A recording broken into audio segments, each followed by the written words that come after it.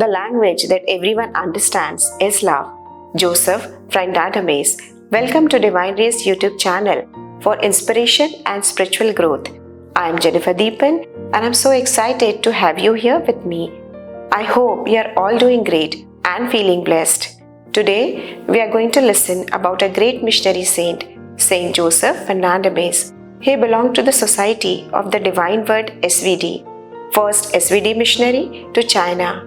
His story goes like this.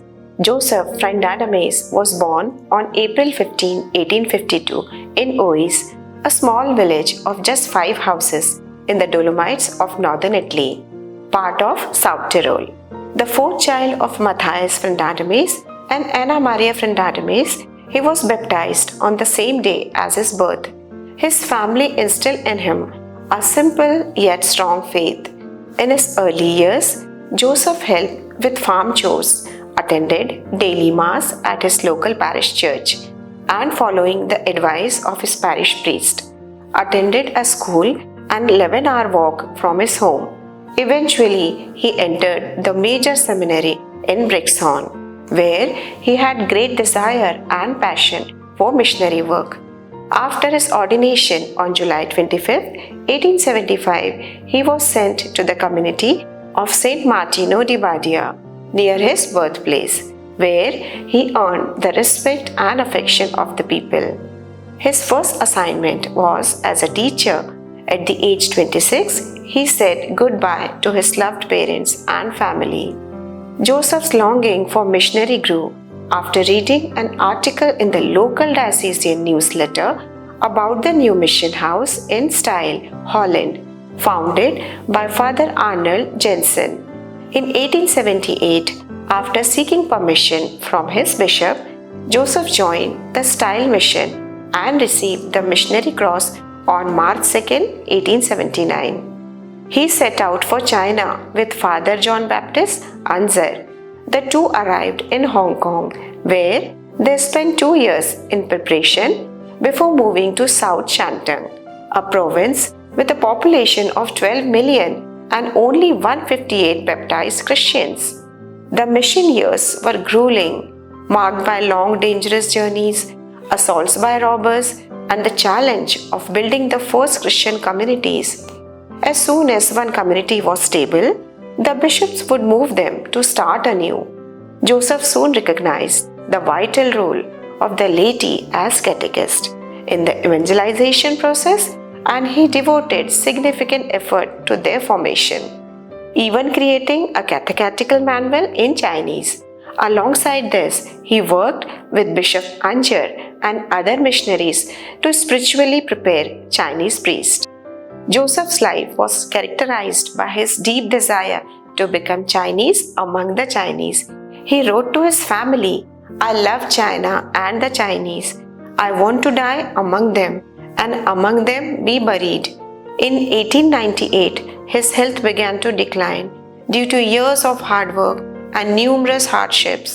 He suffered from a laryngeal illness and early signs of tuberculosis.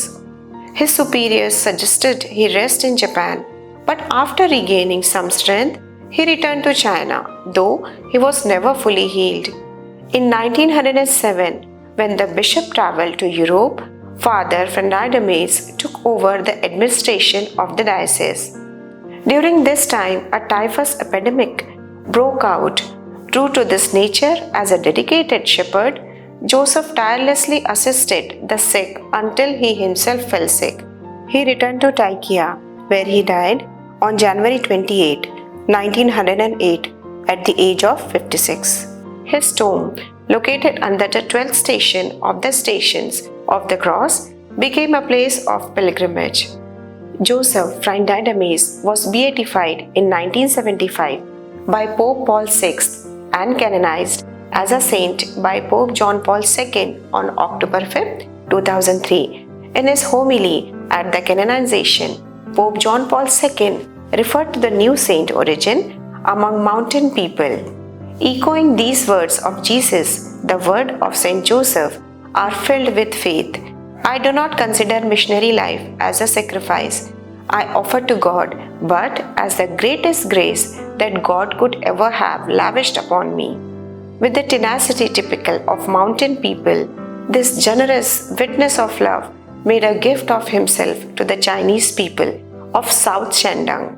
For love and with love, he embraced their living conditions in accordance with his own advice to his missionaries. Missionary work is useless if one does not love and is not loved. An exemplary model of gospel inculcation, this saint imitated Jesus, who saved men and women by sharing their existence to the very end. Saint Joseph's life serves as a testament to the power of personal prayer and dedication to missionary work. He often emphasized the importance of meditation for holiness, declaring, "Do you imagine you can become holy without meditation? Something no saint was able to do. Without meditation, life is lost." One thing you might notice when looking at a picture of Joseph is that he looks Chinese. He so inconcealed himself to China that he took on a form of dress similar to the local Chinese spiritual leaders. He most frequently repeated words were, "I would like to be Chinese in heaven." He truly loved the Chinese people with whom he lived and worked, and Joseph was specially energized by the local clergy and catechists. He promoted the idea that they should become the leaders in the local church before Rome was quite ready for this. Saint Joseph wrote to his family from Style in 1879, "Thank God that the Lord has given us the grace of having a missionary in our family." In 1880, he wrote from China, "To be a missionary is an honor that I would not exchange with the golden crown of the Emperor of Austria." In 1884, he wrote, "I cannot thank the Lord enough for having made me a missionary in China." In 1887, "I do not consider being a missionary as a sacrifice that I offer to God, but as the greatest gift that God is giving me."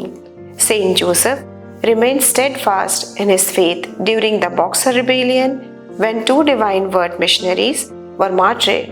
The Chinese people and others who knew him recognized his saintly character for his humility, his firm yet gentle approach, and his total love for his people. Before his death, he was appointed provincial of the Society of the Divine Word, a role he held until he passed away.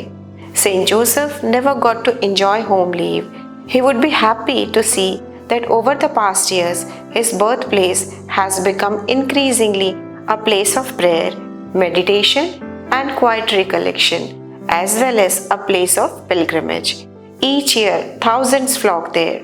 Well beyond the frontiers of Tyrol, Joseph has become a trusted intercessor in many situations of need.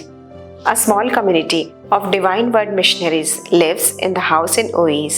They are there for the pilgrims to provide the possibility of recollection and encounter with Joseph Freinademetz. In 1995, a church was constructed to take large groups of pilgrims.